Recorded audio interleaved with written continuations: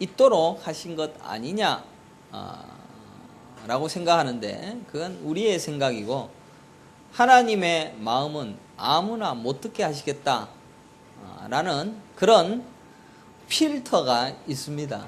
그래서 그 필터에 통과된 자들만 들리게 하신다라는 것이 하나님의 음성입니다.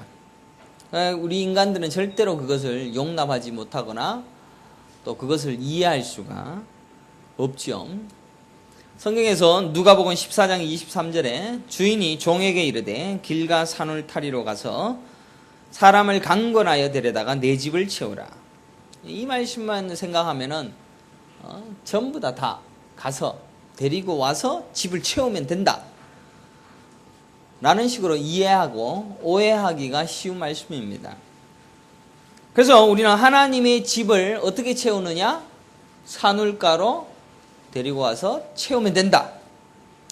그러나 예수님의 이 말씀은 그 구절만 생각하니까 그렇게 오해를 하는 것이지, 누가복음 14장 16절 그 윗구절을 보면은 절대로 그렇지가 않습니다. 이르시되 어떤 사람이 큰 잔치를 베풀고 많은 사람을 청하였더니, 여기까지는 분명히 많은 사람을 청한 겁니다. 그죠? 그래서 잔치에 참여하는 것이 천국에 들어가는 것이고, 그 잔치에 베풀어진 모든 사람들은 전부 다 초대장이 있는 겁니다. 그래서 누구나 다 와서 그 잔치에 참여할 수 있는 것처럼 느껴집니다. 17절에 보십시오. 잔치할 시각에 그 청하였던 자들에게 종을 보내어 이르되 오소서 모든 것이 준비되었나이다 하매 다 일치하게 사양하여 한 사람은 이르되 나는 밭을 샀으며 아무래도 나가 보아야 하겠으니 청컨대 나를 양해하도록 하라 하고, 또 한 사람은 이르되 나는 소 5개를 샀으며 시험하러 가니 청컨대 나를 양해하도록 하라 하고, 또 한 사람은 이르되 나는 장가 들었으니 그러므로 가지 못하겠노라 하는지라 라고 기록하고 있습니다. 여기에서 천국 잔치가 다 베풀어졌는데 여기에 합당한 자들은 결국 나는 그 어떤 것도 관심이 없고 또 하라는 대로 하겠습니다 라는 의지의 상실자들이 천국 잔치에 참여하는 것이다 라는 그 말씀을 하는 것입니다. 또한 자신이 어떤 것을 해야 되겠다, 또 내가 해야 되는 것을 마치고 난 다음에 가겠다 라고 하는 자들은 전부 다 아웃 되어지고 있는 장면이 성경에 드러나고 있는 것입니다. 이것을 결국은 천국의 은닉성이다 라고 말씀하고 있는 것입니다. 천국의 은닉성을 말씀하시는 비유이지 아무나 다 데리고 와서 복음을 듣게 해서 집이 채워지는 그런 이야기를 말씀을 하고 있는 것이 아니다 라는 사실입니다. 그래서 여러분들이 지금 배워왔던 것이 얼마나 무서운지 생각해 봐야 됩니다. 누가복음 9장 45절에도 이런 말씀이 있습니다. 그들이 이 말씀을 알지 못하니 이는 그들로 깨닫지 못하게 숨긴 바 되었음이라. 또 그들은 이 말씀을 묻기도 두려워하더라. 어떻게 됐다고요? 깨닫지 못하게 숨긴 바 되었다. 누구를? 예수님께서 자신이 지금 십자가에 죽게 되어진 것을 이야기하고 또 그것이 구원의 방식과 구원의 일이 나타나게 되어질 것이다라는 것을 말씀하셨는데, 그 말씀을 듣고 이것이 그것이구나 라는 것을 알지 못하도록 숨긴 바 되었다라고 성경은 기록하고 있습니다. 마태복음 13장 34절에도 예수께서 이 모든 것을 무리에게 비유로 말씀하시고 비유가 아니면 아무것도 말씀하지 아니하셨으니 이는 선지자를 통하여 말씀하신 바 내가 입을 열어 비유로 말하고 창세부터 감추인 것들을 드러내리라 함을 이루려 하심이라. 창세부터 감춰졌습니다.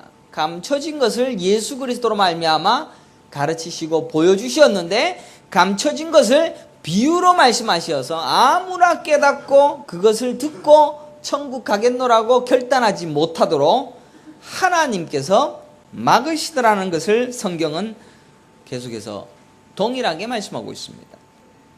마태복음 13장 44절에도 천국은 마치 밭에 감추인 보화와 같으니 사람이 이를 발견한 후 숨겨두고 기뻐하며 돌아가서 자기의 소유를 다 팔아 그 밭을 사느니라. 여기에서 보면은 특이한 것이 숨겨진 보화를 발견하고는 요것을 다른 사람들에게 내가 요 숨겨진 거 내가 안다. 그리고 다른 사람들에게 보화가 있다라고 말하지 않았다라는 겁니다. 그죠? 그리고 그것을 숨겨두고 자기 걸 다 팔고, 다 판 게 뭡니까? 자기 부인이지, 그죠? 자기 죽음을 결정한 뒤에 그것을 소유하게 되어진다라는 것을 반복적으로 설명하고 있습니다. 심지어 요한복음은 이사야서를 인용하여서 이런 말씀을 기록합니다. 요한복음 12장 40절에 그들의 눈을 멀게 하시고 그들의 마음을 완고하게 하셨으니, 눈도 멀고 마음도 완고하게 해서 이는 그들로 하여금 눈으로 보고 마음으로 깨닫고 돌이켜 내게 고침을 받지 못하게 하려 함이라 하였습니다. 여기에서 주어가 누구입니까? 하나님이 주어입니다. 하나님께서 눈으로 보고 마음으로 깨닫고 돌이켜서 고침을 받지 못하게 하시기 위하여서 마음에 눈을 멀게 하고 마음을 완고하게 하나님이 하시더라는 것입니다. 그러니까 복음이 누구에게나 들리는 겁니까? 아무에게나 보여지는 겁니까? 절대로 그렇지 않다라는 이야기입니다. 맞습니까? 눈으로 보고 마음으로 깨닫고 돌이키지 못하게 만드시는 분도 하나님이시고, 눈을 멀게 하시고 마음을 완고하게 하심도 하나님이 하셔서 자기 백성만을 구원하시기로 작정하셨다라는 것입니다. 그러니 우리는 나가서 전도를 열심히 한다 하더라도 그것이 우리의 복음의 일에 조금이라도 큰 도움이 되어지지 아니한다라는 것을 성경은 말씀하고 있습니다. 그런 관점으로 쓰여진 것이 성경입니다. 근데 전부 다 이 성경을 가지고 내 관점으로 생각해서 내가 복음을 증거함으로 그 복도 받아 누리고 그 복음을 증거함으로 하나님의 나라가 내를 통하여서 이루어지고 확장되어지는 것처럼 이야기되어지고 또 노래하게 되어지고 그렇게 말하게 되어지는 겁니다. 참 이러한 성경의 말씀을 대할 때 참으로 우리는 의아스럽지 않습니까? 의아스러운 것이 너무나도 한두 가지가 아닐 것입니다. 성경 말씀이 과연 이게 맞는 말일까? 이렇게 숨겨진 복음을 깨닫지 못한 엄청나게 많은 저들은 어떻게 합니까? 라고 우리가 고민을 할 겁니다. 사랑하는 성도 여러분, 만약에 여러분이 가진 그 마음으로 이 세상을 바라보십시오. 죄송한 말씀이지만 저 목욕탕에 계신 저 수많은 사람들, 주일날 교회 가야 되는데 안 가고 저기 가 있는 수많은 사람들을 저기 가서 목욕을 하고 때를 뺏고 있는데 하나님의 말씀을 듣지 못한 저들은 어떻게 합니까? 지금 예수님이 오신다면 저 사람들은 어떻게 합니까? 라고 여러분들이 안타까워 하는지는 모르겠지만 성경에 보게 되면 소돔과 고모라는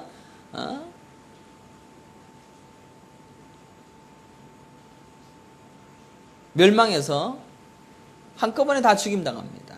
게다가 노아의 때에는 어떻습니까? 노아의 식구 외에는 다 죽임당합니다.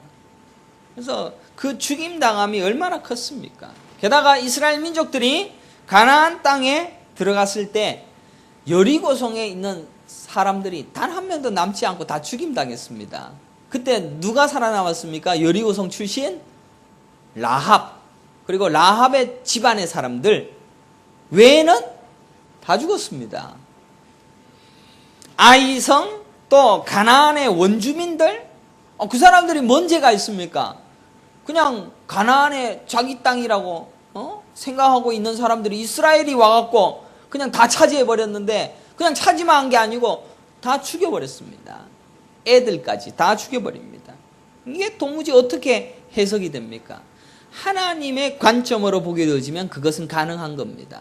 우리의 관점으로 봤을 때는 그래도 누군가를 더 구원해야 되지 않겠느냐 라는 어떤 그런 관점으로 우리의 열심과 우리의 열정으로 교회 복음화시키자라는 그런 열심을 가질지는 몰라도 하나님의 관점에서는 전혀 그렇지 않다라는 것입니다. 참으로 하나님이 자신의 백성들을 데려가시기 위한 방법은 우리의 도덕적이고 양심적인 그 어떠한 것을 전혀 충족시키지 않습니다. 심지어 죄송한 말씀이지만 내 옆에 있는 사람, 내가 가장 사랑하는 사람조차도 그들의 구원을 여러분들이 책임지지 못합니다. 여러분도 구원받는 것에 하나님이 합당하다라고 말했을 때만이 구원을 얻는 것이지, 그를 위하여서 내가 죽고 그를 위하여 희생하고 아무리 줘도 하나님이 구원하시지 않는다라고 한다면 우리의 지극정성인 그 어떠한 것을 보고도 구원하시지 않습니다. 위대한 존재이신 하나님 앞에서 우리가 할 것은 나의 의지와 나의 힘과 나의 의도를 내려놓고 하나님께서 이 모든 것을 운행하십니다라는 명확한 고백과, 그 고백이 뭡니까? 하나님을 믿는 것입니다. 그 믿는 믿음으로 구원을 얻는 것입니다. 여러분들, 누구를 믿는다라고 한다는 것은 내가 부정되는 것을 믿는다라고 표현합니다. 제 아내가 나를 믿는다라고 했을 때 이런 부분에서는 우리 남편을 자기를 나는 확실히 믿어라고 했을 때는 나는 그것을 할 수 없는데 당신은 그것을 할 수 있으니까 그것을 믿는다라고 표현하지 않습니까? 우리가 하나님을 믿는다라는 것은 나는 할 수 없고 나는 부정당하고 하나님이 모든 것을 이끌어 가신다라는 것을 전적으로 의뢰하고 의탁하는 것이 믿음이라는 것입니다. 그래서 우리는 그 믿음을 보이는 삶, 그래서 부정당하는 삶을 사는 것이다 라는 것입니다. 그래서 성경은 대부분 하나님이 사용하시고자 하는 사람들을 어떻게 사용하십니까? 대부분 그의 용기와 힘을 부수어버리고 낮추어버리고 완전히 무장해제시키는데 시간을 보내는 겁니다. 모세를 보십시오. 여러분들 40년 동안 애굽에서 왕이었습니다. 왕자였습니다. 바로의 아들이었습니다. 이제는 왕이 되어야 될 아주 귀중한 직분을 가지고 있는 자였습니다. 그러나 그 모세가 하나님 앞에 쓰임받게 되어지는 40년의 광야 생활을 위하여서는 40년 동안 광야에 처박아 두고 거기에서 철저하게 외면당하게 하고 거기에서 철저히 고독하게 하셔서 거기에서 촌부가 되어지고 시골에서 농사를 하고 너무나도 비참한 세월을 보내는 그 시간들을 하나님께서 허락하셨다는 것입니다. 오히려 자신의 힘과 의지가 없는 상태에서 오직 구원의 일을 이루어 가시는 분은 하나님이시다라는 것을 철저하게 인식하고, 그래서 나는 입이 둔한 자입니다. 내가 어떻게 가서 할 수 있습니까? 라고 하는 그 자리. 여러분들, 기도원은 어떻습니까? 전에도 얘기 드렸지만 기도원도 오늘은 여기는 물, 여기는 바닥에는 물이 없게 하시고 이렇게 비겁하고 또 언덕에서 타작을 해야 하는 이 양반이 포도주 틀에서 땀을 뻘뻘 흘리면서 타작을 하는 이유는 미디안이 쳐들어올까봐, 혹시 알곡을 치고 있을 때 나를 괴롭힐까봐 무서워서 하는 그 비겁한 그 속에서 하나님은 그를 사용하셨다는 것을 성경이 계속해서 보여주고 있습니다. 그렇다면 예수님의 제자들은 어땠습니까? 예수님의 제자들도 저번 주에 설교했지만 베드로가 내가 예수님을 절대로 부인하지 않겠습니다. 절대로 부인하지 않겠다라고 했던 그 베드로가 닭이 울기 전에 너는 3번 부인할 것이다 라는 그 자리로 가게 하십니다. 게다가 예수님께서는 어떤 말씀을 하시냐면은 이런 말씀을 하십니다. 마가복음 14장 27절에 보면 예수께서 제자들에게 이르시되 너희가 다 나를 버리리라. 이는 기록된 바 내가 목자를 치리니 양들이 흩어지리라 하였음이니라. 여기까지는 이해가 됩니다. 목자를 치니까 양들이 흩어질 것이다. 그죠? 그러니까 여러분들 모든 제자들이 다 흩어질 것이다. 그런데 28절에는 특이한 말씀을 합니다. 다 같이 읽겠습니다. 주보에 있습니다. 마가복음 14장 28절 다 같이 읽습니다. 시작. 그러나 내가 살아난 후에 너희보다 먼저 갈릴리로 가리라. 어디로 간다고요? 어디로? 갈릴리로 간다. 갈릴리가 어디입니까? 갈릴리가 갈릴리가 어디예요? 예수님의 제자들이 살던 곳, 고향. 그죠? 굳이 예수님께서 갈릴리로 가시겠다라는 말씀을 하실 필요가 있었을까? 궁금하지 않습니까? 왜 갈릴리로 갑니까? 예수님의 제자들이 십자가에 돌아가신 예수님을 보고도 전부 다 어디로 가겠습니까? 예수님께서 자신의 모습을 드러내서 부활하신 뒤에 제자들에게 딱 나타나서 얘들아, 내가 이제 부활했으니까 이제 한번 뜨겁게 복음을 증거해보자. 예루살렘에 가셔서 한번 열심히 해보자 라고 선동을 하시면 좋겠는데 예수님은 그렇게 하시지 않더라는 겁니다. 예루살렘에 나타나시어서 한번 전의를 불태우고 이제 복음을 위하여서 한번 뜨겁게 나아가보자 라고 끝장내보자 라고 선동하시지 않으셨습니다. 제자들이 갈릴리 고향으로 내려갈 것도 아쉬웠고 내가 먼저 거기 가 있으리라 라고 말씀하신 것입니다. 제자들이 어떻게 갑니까? 전부 시리에 가득 찬 자세로 내려갑니다. 어깨가 축 처진 상태로. 아니 예루살렘에 모여서 예수님도 보고 부활하신 주님도 보면서 이제 전의를 불태웠지만은 얘네들이 뭐합니까? 복음 전했습니까? 안 전합니다. 고기나 잡으러 가자. 성경에 그렇게 기록되어 있습니다. 고기나 잡으러 가자. 어디로 갑니까? 갈릴리로 가는 겁니다. 갈릴리로 가고 있는 그 제자들의 모습을 예수님은 내가 먼저 갈릴리로 가겠다라고 말씀하신 것입니다. 뚜벅뚜벅 자기 고향으로 내려가는 제자들의 처진 어깨를 상상해 보십시오. 그런데 그 갈릴리를 예수님이 먼저 가 계시면서 그들을 기다리고 계셨고 그들에게 먹을 것을 제공하시면서 다시 성찬식을 통하여 그들에게 믿음을 주시고 그들을 통하여서 복음의 일들을 이루어가는 그 일들을 차근차근 누가? 하나님이 시작하고 있는 것을 성경이 똑같이 증거하고 있습니다. 그럼에도 우리는 절대로 포기하지 않습니다. 한번 해보자. 우리 제일강소교회 한번 해보자. 힘써 한번 전도해보자. 뜨겁게 한번 해보자. 그런 것으로 하나님은 역사하시지 않습니다. 왜냐하면 그렇게 되면 하나님이 일하실 수가 없기 때문입니다. 만약에 그런 열심으로 일이 이루어졌다면 그 일을 주체한 자, 목사, 또 그 일을 이루어가기 위하여 헌신한 장로, 그들이 그 일의 책임자가 되어져서 야, 되는구나, 할 수 있구나, 하나님께서 힘을 주시면 이런 것들도 해낼 수 있구나, 할 수 있거든요. 무슨 말이냐? 능치 못한 일이 없느니라 예수 안에서 라고 하면서 의지를 불타오르게 할 것입니다. 그러나 성경은 절대로 우리의 의지를 불태워서 하는 그 일을 한 번도 기록한 적이 없습니다. 여러분의 생각에 아직도 그런 것이 있다면 성경을 제대로 안 본 것이고 또 쏟고 있었던 것이지, 제가 하는 이야기를 성경에 나와 있는 이 이야기를 그대로 풀고 있는데도 못 믿고 있다면은 얼마나 우리가 오역되어진 말씀 속에 오염되었는지 모릅니다. 그래서 우리의 유일한 일을 요한복음 6장 28절에 이렇게 기록합니다. 그들이 묻되 우리가 어떻게 하여야 하나님의 일을 하오리까? 29절에 예수께서 대답하여 이르시되 하나님께서 보내신 일을 믿는 것이 하나님의 일이니라. 얼마나 명확합니까? 명확하지 않습니까?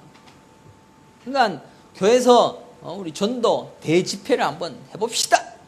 그래서 한번 해갖고 뜨겁게 모아서 꽉꽉 채워서 누구도 범접하지 못할 멋진 교회로 만듭시다 해갖고 일이 되는 일이 있을런지도 모르겠지만은 하나님은 그런 식으로 일하지 않습니다. 물론 그렇게 되는 경우가 있어요. 위대한 지도자가, 인간 중에서도 위대한 지도자가 또 경영에 일가견이 있는 어떤 목사가 그래 하면은 됩니다. 그러나 하나님이 역사하시지 않을 수 있는 인간의 열심으로도 해놓은 허상일 수도 있다는 것을 기억해야 됩니다. 우리가 해야 할 일은 뭡니까? 그를 믿는 겁니다. 믿는다면 나는 못하는데 하나님만이 하실 수 있습니다 라는 것을 의지하는 것이 믿는 겁니다. 여러분이 해야 할 유일한 일은 믿는 것입니다. 결국 우리는 의지의 불사람이 아니라 의지의 퇴출입니다. 이 땅에서의 삶의 목적은 뭡니까? 우리의 의지의 퇴출입니다. 무엇으로 여러분의 인생을 불태웁니까? 오늘도 뭔가를 불태우려고 이전에 오셨습니까? 그런 것으로는 안 된다라는 것을 가르치시는 것이 인생이고 신앙생활입니다. 의지가 불타서 되던 것이 여러분들 사실은 있던가요? 만약에 그러하다면 나는 아직 아니구나. 나는 아직 하나님께서 나를 만들어 가시지 않으시구나. 내가 살아왔던 삶의 방식들은 내가 하면 되더라 라는 방식으로 내가 아직도 살아가고 있다면 하나님이 아직 나를 건드리지 않았구나. 우리 교회 집사님 중에서도 병이 큰 중병이 와서 죽음의 현장의 모습을 보면서 너무 많은 것을 깨닫습니다. 여러분들 병이라는 것이 하나님께서 너는 아무것도 할 수 없지만 하나님이 하신다라는 것을 가르치기 위한 정말 위대한 도구로 우리에게 주어지는 축복입니다. 그 죽음의 현장의 모습을 보면서 내가 하는 것이 아니구나라는 것을 경험함으로 하나님의 말씀 앞에 부복한 그러한 믿음의 성도들도 있습니다. 갈릴리로 갈 수밖에 없는 전혀 희망이 없는 제자들에게 예수님은 자신이 먼저 가 계시겠다라고 하신 것은 참으로 기이하고 놀라운 하나님의 일하심의 방식이라는 것을 확실하게 깨달으셔야 됩니다. 성경의 가르침은 일관성이 있습니다. 한 번도 변함이 없었습니다. 똑같은 방식입니다. 누가 자신의 의지와 힘과 능력으로 구원을 받은 자들이 있었는가? 성경을 아무리 살펴봐도 없습니다. 전부 자기 죽음으로 자기 시체와 함께 죽은 자들에게서 일하시는 하나님의 일하심만이 빛나는 책이 성경책입니다. 성경책은 절대로 여러분들이 주인공이 아니라 하나님이 주인공이십니다. 하나님이 하시겠다라는 것입니다. 너는 할 수 없으니 너는 자기 부인으로 죽어라 라고 하시며 나를 따르라 라고 하시는 것이 성경입니다. 그런 책을 우리는 얼마나 의욕되어지고 잘못 빼앗는가 한탄해야 됩니다. 사랑하는 성도 여러분, 누가복음 9장 23절에 또 무리에게 이르시되 아무든지 나를 따라오려거든 자기를 부인하고 날마다 제 십자가를 지고 나를 따를 것이니라. 누구든지 제 목숨을 구원하고자 하면 잃을 것이요 누구든지 나를 위하여 제 목숨을 잃으면 구원하리라. 사람이 만일 온 천하를 얻고도 자기를 잃든지 빼앗기든지 하면 무엇이 유익하리요? 누구든지 나와 내 말을 부끄러워하면 인자도 자기와 아버지와 거룩한 천사들의 영광을 올 때에 그 사람을 부끄러워하리라. 내가 참으로 너희에게 이르노니 여기 서 있는 사람 중에 죽기 전에 하나님의 나라를 볼 자들도 있느니라. 여기에서 기가 막힌 하나님의 말씀이 우리에게 떨어집니다. 심지어 자기 죽음의 현장에 있는 자들, 내가 자기 부인 되어져서 자기 십자가를 지고 주님을 쫓는 자들은 천국을 이 땅에서도 볼 수 있다라고 말씀하고 있습니다. 얼마나 기쁜 말씀입니까? 여러분들 이 땅에서 천국을 볼 수가 있습니다. 어떻게 봅니까? 내가 죽는 그 현장 속에서 죽음을 보는 것. 사랑하는 성도 여러분, 때로는 천국이란 것은 우리가 생각하는 천국, 우리가 생각하고 있는 그 천국으로 가르치실 때도 있습니다. 왜? 욥기에서 보게 되어지면 고난을 당했는데 그것을 통하여서 하나님께서는 자신의 죄를 깨닫고 온전하게 회개하고 난 다음에 욥에게 뭘 줍니까? 2배로 갚아줍니다. 그죠? 여러분이 생각하고 있는 그 천국의 이야기들을 욥에게는 실제로 재산과 삶의 방식으로도 가르치시기도 했습니다. 실제 하는 천국을 가르치기 위한 도구로 그의 자녀들이 2배가 재산이 2배가 되어지는 그런 은혜를 누리게 하셨다면 실제 하는 것이 있다라는 것과 이 땅에서 그 천국을 가르치는 이 허상과 같은 것에는 마음을 두지 못하겠다라는 그러한 확신을 가지셔야 되는 것입니다. 우리가 경험하는 것을 허상이다 라고 말한다면 그 허상을 통하여서 보게 되어지는 실상이 반드시 있다라는 것과 그 실상을 가르치시기 위하여 이 땅에서 보여지는 그 허상에 마음 빼앗기지 아니함으로 그 천국을 누리는 자가 되어져야 된다는 것입니다. 그렇다면 마지막으로 저는 바울을 보기를 원합니다. 바울이 어떻습니까? 바울은 다메섹에서 예수님을 봅니다. 예수님을 보고 난 다음에 다메섹도 가슴이 뜨거워졌을 것입니다. 바울은 복음을 증거하고 싶었을 것입니다. 예수님, 내가 핍박했던 그 예수님이시군요. 이제 나 예수 그리스도를 위하여 죽으나 사나 주님만을 위하여 살겠습니다. 그래서 복음을 증거하는 삶을 바로 결단하고 나아갔을 것이다라고 생각하실 겁니다. 실제는 전혀 그렇지 않습니다. 바울은 은혜를 잊고 예루살렘에게 전하다가 바로 두드려 맞고 도망갑니다. 바구니를 광주리를 타고 내려가서 도망을 갑니다. 그리고 어디 갑니까? 아라비아에 3년 동안 숨어 지냅니다. 그리고 13년을 다소에서 지내게 됩니다. 다소가 어딘지 압니까? 바울이 태어났던 고향입니다. 어쩌면 우리는 고향으로 보내는지도 모르겠습니다. 예수님의 제자들도 갈릴리로 갔습니다. 모세도 광야로 돌아갔습니다. 13년을 자신이 살던 다소에서 지내면서 거기에서 조용한 시간을 보냅니다. 그리고 그 의지의 불태움과 복음을 위하여 살겠다라는 그런 열정들이 13년 동안이나 그냥 고향에서 아무것도 하지 못한 채 조용히 자기의 의지의 죽음을 경험하게 되어지는 시간들을 보냅니다.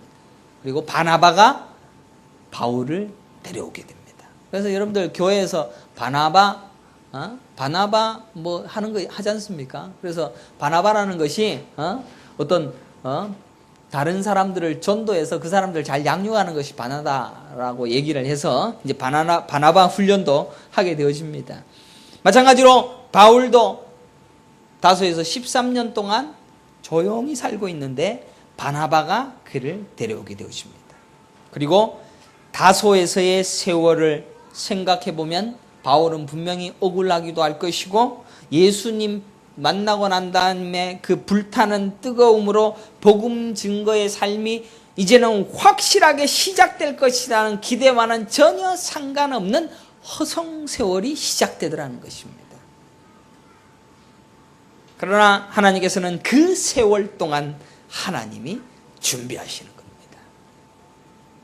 내가 하는 것이 아니라 하나님이 하시도록 우리의 모든 것을 하나님께 버려두는 그 세월을 반드시 경험하게 하시는 겁니다. 우리의 힘빼기 인생의 세월이 13년이었다는 사실을 깨닫는다면 바울이 한 일이 얼마나 많습니까? 그리고 성경에 신약에 거의 3분의 2가 바울이 쓴 서신 아닙니까? 이것이 하나님이 일하시는 방식이라는 것입니다. 갈릴리로 간 제자들이 처음 한 일이 뭔지 아십니까? 낚시했습니다. 낚시했는데 뭐 했는지 압니까? 낚시 달인들 아닙니까? 걔네들이 낚시를 했는데 고기가 하나도 안 잡히는 것을 경험합니다. 갈릴리로 가갖고 원래 자기네는 무조건 고기를 잘 잡을 수밖에 없는 어부 출신으로서 전문가인 엑셀런트한 진짜 최고의 어부가 고기를 한 마리도 못 잡더라. 밤새도록. 그걸 경험하게 하고 난 뒤에 하나님께서 그를 만나시는 겁니다. 얼마나 존심 상하겠습니까? 성도는 그 자리로 가서 시작하게 하시는 겁니다. 아니, 하나님께서 시작하도록 하시는 우리의 인생의 주인공 자리를 하나님이 자신이 가져가시겠다라는 세월을 반드시 여러분의 인생을 통하여 보내시게 하시고, 마지막 죽는 그 순간조차에도 내 인생의 주인공은 하나님이시다라는 그 고백을 통하여서 믿음이 있게 하시고 천국을 보게 하시고 하나님 나라의 백성 되게 하신다는 것입니다. 복음은 우리가 우리의 인생의 왕자를 하나님께 내어드리는 과정 속에 있는 것이 복음입니다. 이것이 이해되지 아니하고 그것이 아직도 내게 힘겹다면 아직 나는 이 성화의 과정, 복음의 과정을 한 번도 시작해보지 못한 것이다라는 것입니다.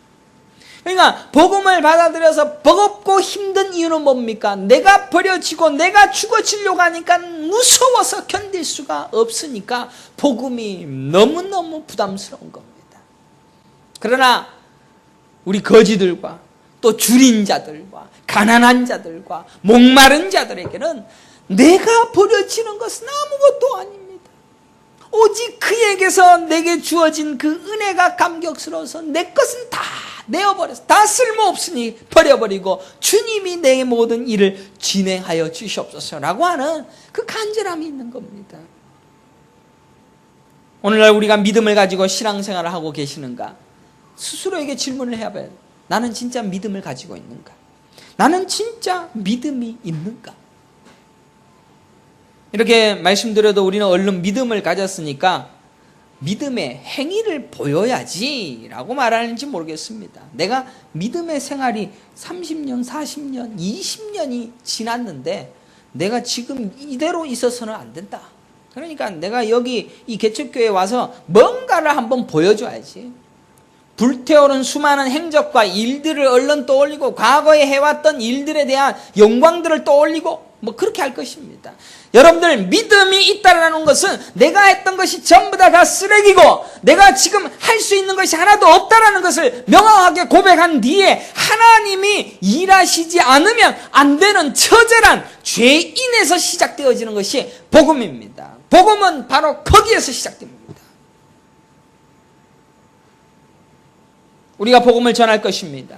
실제로 복음을 전하고 전도를 하는 것이 중요한 것이 아니라 우리는 그 복음을 전하는 도구로 준비되었는가를 확인하는 것이 훨씬 더 중요합니다. 아니, 우선순위는 우리가 복음의 도구로서 하나님이 나의 인생의 주인이시다라는 것을 확실하게 명확하게 깨닫는 믿는 믿음이 있는가? 그렇다면 우리는 지금 나의 갈릴리로 찾아가야 됩니다. 나의 다소로 가야 됩니다. 나의 고향 다소로 가야 됩니다. 거기에서 나의 실패의 기억 속에 눈물 흘리며 나는 아무것도 할 수 없다는 천천한 자기 부인의 자리로 내려가서 주님이 아니면 나는 할 수 없습니다. 내 인생의 주인은 하나님밖에 없습니다. 거기로 내려가야 됩니다. 아직도 우리는 판단이 있습니다. 또한 원망이 있습니다. 원망이 왜 있습니까? 그렇게 하지 않았더라면, 그 사람 때문에.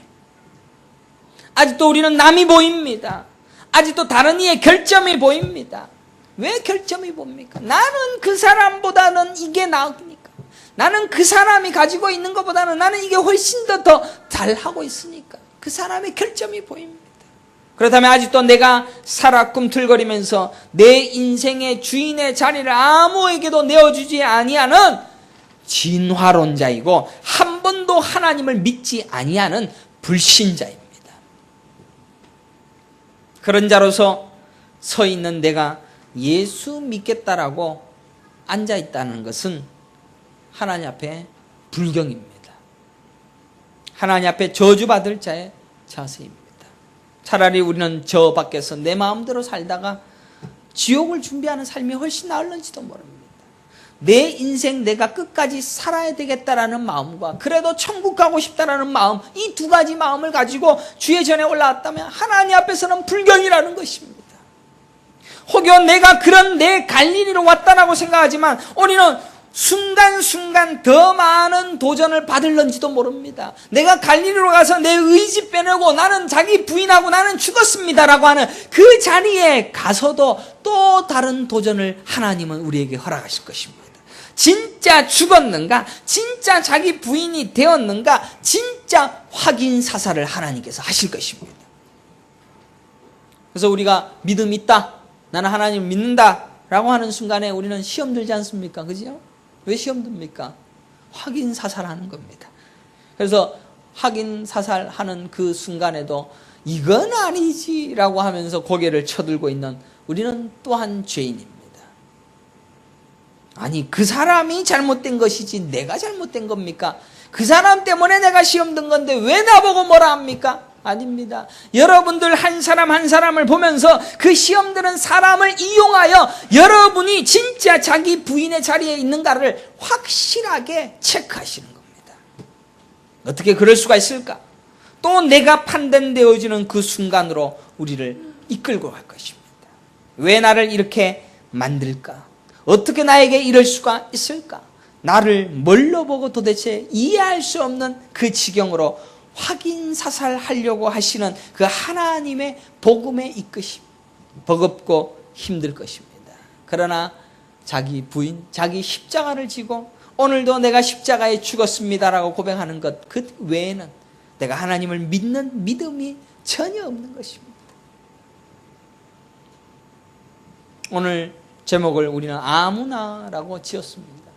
여러분들, 아무나 복음을 듣고 깨달을 수가 없습니다. 그러나 하나님께서 자기 백성들을 구원하시고자 하시는 자기 백성들은 반드시 들리게 하시고 깨닫게 하시고 내가 죽은 죽음을 온전하게 가슴속에 품게 만드시고 내 안에 주인이신 예수 그리스도가 온전히 드러나게 하시는 삶을 반드시 고백하게 하신다라는 사실을 깨달을 때 오히려 우리의 인생이 잘 나가지 못하거나 또 내 마음대로 되지 못하거나 또 힘든 삶을 사는 그 모든 과정들조차도 결국 하나님께서는 자신의 왕자로 가져가시기 위하여 나를 이끌어 가신다는 것을 깨달을 때 큰 은혜 받은 자로서 하나님의 선택받은 자로서 저 천국에 합당한 자로서 하나님의 자녀로서의 권세를 다시 한 번 더 확인할 수 있는 은혜를 누리게 하신 것입니다. 우리의 희망이 뭡니까? 오직 천국입니다. 그 천국을 영원히 누리는 자로서 살아가게끔 이 땅에서 훈련하시는 그 훈련들을 잘 경험하시고 결국 하나님의 나라에 합당한 자로서 저 하늘나라의 영원한 하나님과 함께 노래하며 찬양하는 복된 삶을 누릴 수 있는 은혜의 성도들이 되시기를 간절히 축원합니다.